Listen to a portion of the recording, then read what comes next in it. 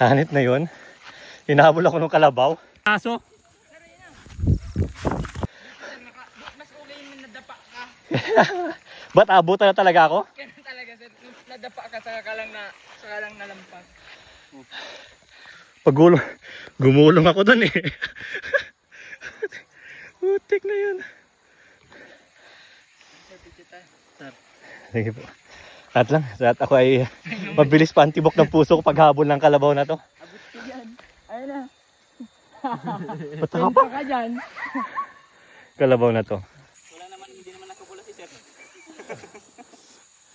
Matapang lang talaga yung kalabaw, inabol ako. Buti nga kasi hindi ka nakabakan. Ano? Hindi nga. Nakadapa siya.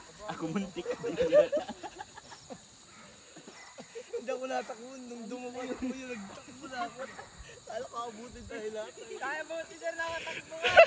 Ha? Buti nakatakbo ka. Yeah, buti ka nakita kong patakbo na. Ano, nakita ko, hinahabol ka na. Di rin ako nag-aalam, hinahabol na pala ako. Check kalabaw na to.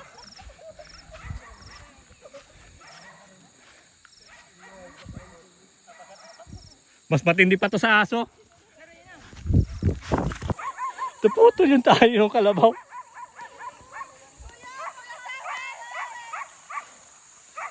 Saan kaya yung pupunta? Ay, tara na.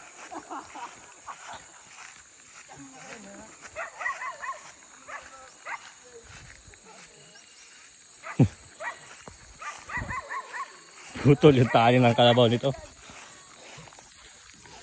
Problema ngayon, wala nang tali, buwelo na.